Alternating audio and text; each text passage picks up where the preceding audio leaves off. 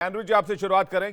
क्यों paper leak को लेकर आज की तारीख में भी छात्रों को, स्टूडेंट्स को सड़क पर उतरना पड़ रहा है, जबकि इतने पेपर लीक के बाद जाहिर सी बात है कि इस मामले को लेकर एक ऐसे कानून की आवश्यकता थी जो कि पेपर लीक माफियाओं के दिल में कानून का खौफ पैदा करे।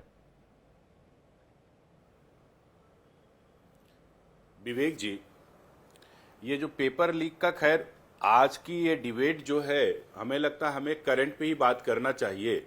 नहीं तो पेपर लीक का इतिहास तो कांग्रेस से और इनके इंडी अलायंस के, चाहे समाजवादी पार्टी, राष्ट्रीय जनता दल की सरकारें जब रही हैं तो शिक्षा का क्या हाल था और शिक्षा माफिया और कोचिंग माफिया पनपे कैसे थे, तो उसकी चर्चा करना हमें लगता है कि इन पे समय जाया करना है। एनटीए का जो गठन हुआ वो पारदर्शी पेपर करने के लिए गठन हुआ ताकि डिफरेंट डिफरेंट जो एग्जाम होते हैं एक प्लेटफॉर्म पे हो। और एनटीए हमें लगता है कि हर साल 50 से ज़्यादा एग्जाम का, चाहे वो जॉब का या एंट्रेंस एग्जाम का, वो एग्जाम कराता रहता है। अगर इसमें कहीं पे खामी आई, मान लिया कि यूजीसी नेट की परीक्षा इमीडिएट रद्द की गई और सीबीआई रिकमेंडेशन दिया गया, रह गई ये वाली परीक्षा जो है नीट की है, इसमें सुप्रीम कोर्ट ने कॉग्निजेंस लिया है। तो चूंकि सुप्रीम कोर्ट का फैसला 8 जुलाई को एक बार आ जाने दीजिए, उसके बाद सरकार उसके निर्देशानुसार उसमें काम करेगी। तो इसलिए नीट वाली मुद्दे पर बोलने की अभी बहुत ज्यादा हम लोग बोल नहीं सकते क्योंकि मामला सुप्रीम कोर्ट में है। दूसरा है कि नकल माफिया और इन सब चीजों को लेकर उत्तर प्रदेश में या विभिन्न राज्य सरकार जहां पे भारतीय जनता पार्टी की सरकारें रही हैं, वहां पे कड़ी कार्रवाई हमेशा करती जा रही।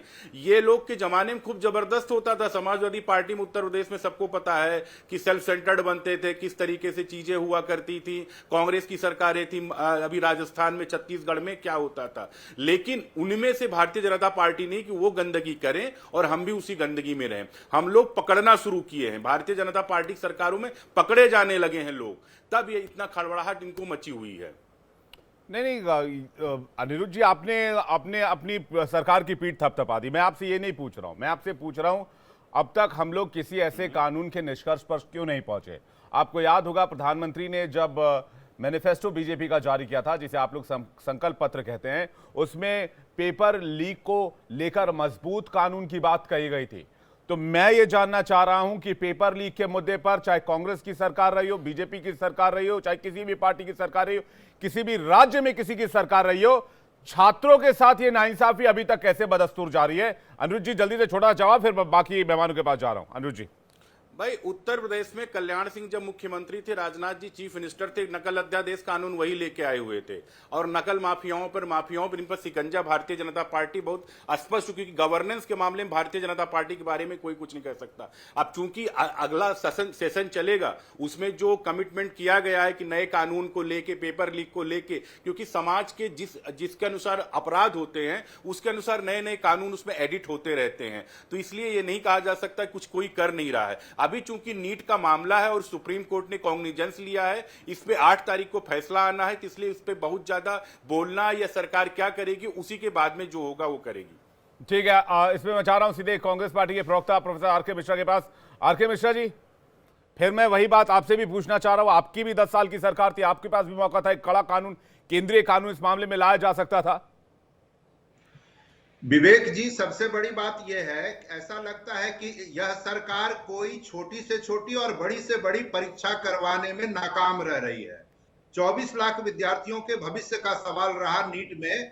और सबसे दुर्भाग्यपूर्ण क्या रहा विवेक जी, कि जैसे ही नीट की परीक्षा पर सवाल उठे, भारत के शिक्षा मंत्री श्री धर्मेंद्र प्रधान जी कैमरे पर आते हैं और वो कहते हैं कि कोई भी घोटाला, कोई भी अनियमितता नहीं हुई। आपको याद होगा, सबसे पहले भारत के शिक्षा मंत्री ने क्लीन चिट दी। संदेह वहां से उत्पन्न होता है कि कहीं ऊपरी स्तर से तो ये मिली भगत नहीं है। नहीं तो बिना जांच के देश का शिक्षा मंत्री कैसे ये कह सकते हैं कि किसी प्रकार की गड़बड़ी नहीं हुई। और बाद में आपने देखा कि गोधरा में कई गिरफ्तारियां हुई। बिहार में जो यहाँ के आर्थिक अपराध शाखा है, वहां की पुलिस ने कई लोगों को नोटिस भेजा, कई लोगों पर कार्रवाई की और ये बताया कि गोधरा में 12 करोड़ से ज्यादा रुपयों का लेन देन हुआ। बिहार में भी उन्होंने बताया था कि 30 से 50 लाख रुपए उसमें लिए गए थे। ये सारी चीजें चल रही थी और सरकार क्लीन चिट दे रही थी। इसी से लगता है कि सरकार की मंशा ठीक नहीं है। उत्तर प्रदेश में विवेक जी, उत्तर प्रदेश में आपको ध्यान होगा 40 से अधिक पेपर लीक हो चुके हैं पिछले 6-7 वर्षों में। एक परीक्षा में आपको याद होगा 56 लाख विद्यार्थी अपीयर हुए थे और नतीजा क्या हुआ, इन्होंने पर्चा लीक करवा दिया। भाई इस तरह की धांधली, इनके डबल इंजन ट्रिपल इंजन का दावा तो ये करते हैं, लेकिन एक छोटी से छोटी परीक्षा ये ठीक से नहीं कर पा रहे हैं। मुझे लगता है ये इस सरकार की और इनके राज्य सरकारों की बड़ी नाकाम